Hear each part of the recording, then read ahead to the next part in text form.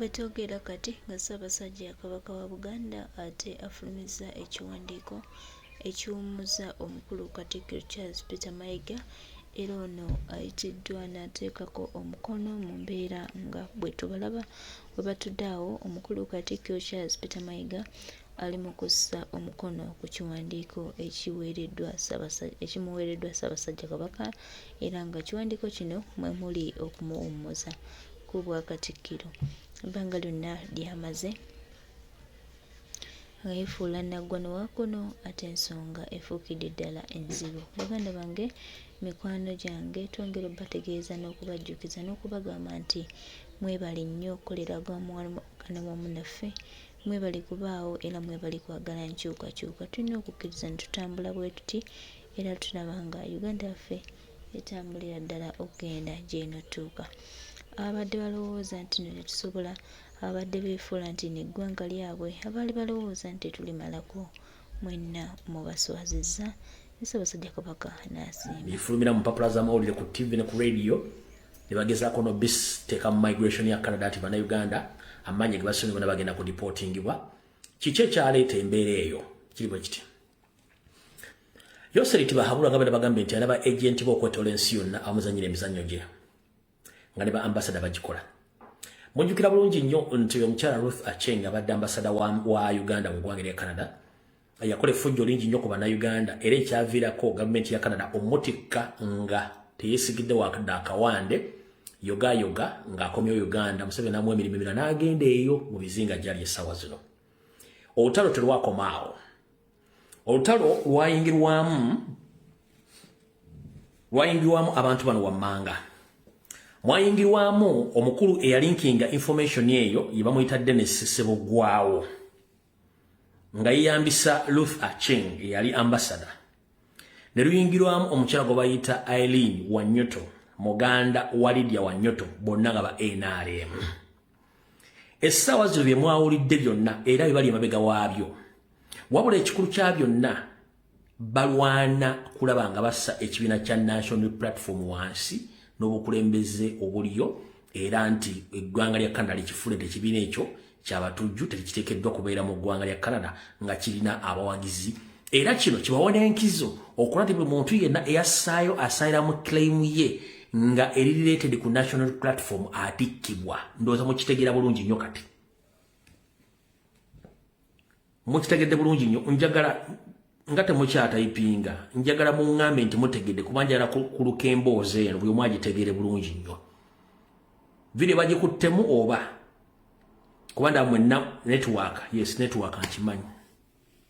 Bantu bagala internet, bagala information flowing. Tebagala information flowing bakwata mu network.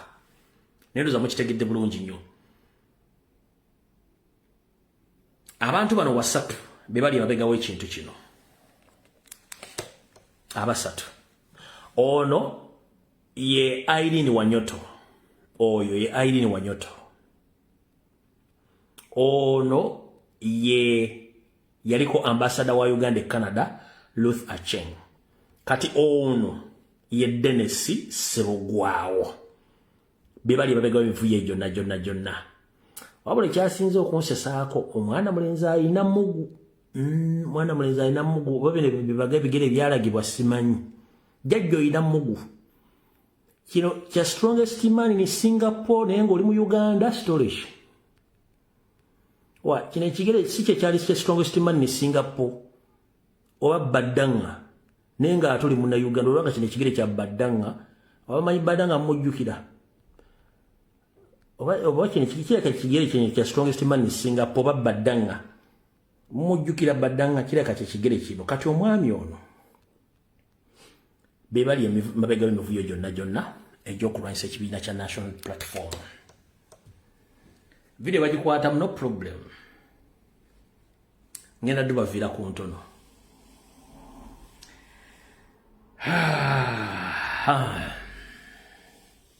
Mmanyi tusomye obutabo bungi nnyo the strongest man in Singapore, tusoma Baddanga, tusomye ebintu bingi nnyo, tusoma Kisumuluzo, tusomye ebintu bingi nnyo. Ebyo byonna bye twasoma ate si bye tukola weefunye. Omwana aliko mugu amulinga wa njovu. Ekyo si kyekikulu, ekikulu kyekirwa.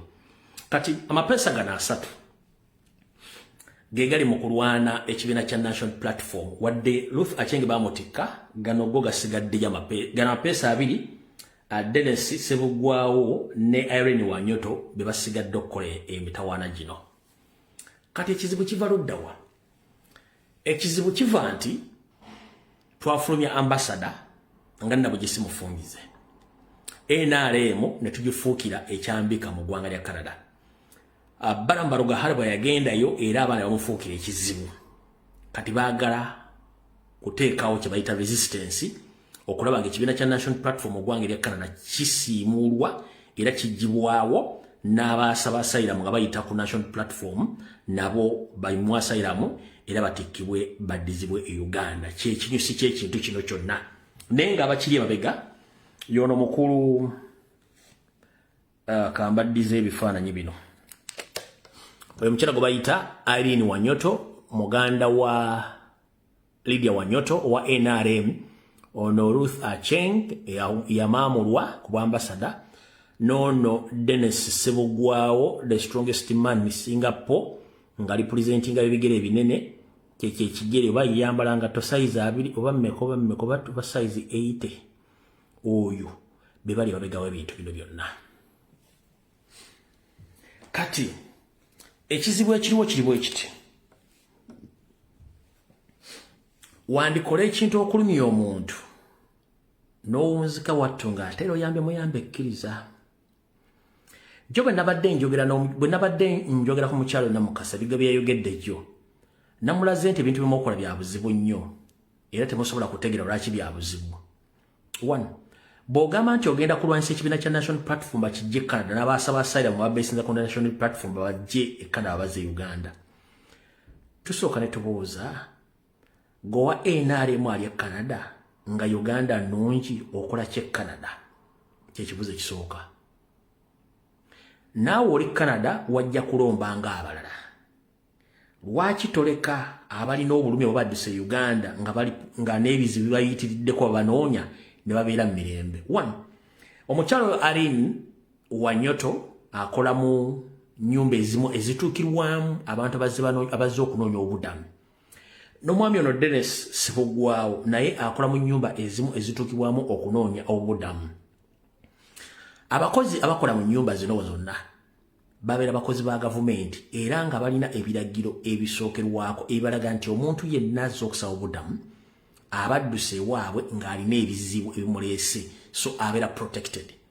So bw'otandika omukolako profile n'okutandika okulinga information emukwatako kitegeeza obeera wa bulabe eri omuntu oyo abazze okusaba asayira mwali mu seeta. 1. Muli bakozi ba gavumenti ya Museveni. Ekyo njagala Canada government ekitegeere. Which means nti muli more dangerous ku bantu bamugamba nti mubalwanyisa n'okulwanyisa ekibiina kya National Platform. Wekugambire tuwandikola ekintu okulumya omuntu n'owunzika ng'oyambe buyambe ekkiriza. Ngenda kusaba bakomredi mwenna aba chapter zonna eziri e Canada uniformly nga temwesazeemu. It's high time to profile these people. Muwandikire government ya Canada, muwandikire migration mugitegeezi who are those people. Bakola ku behalf yani ya Museveni. Abantu abazze Canada okufuna asylum baddukani Museveni.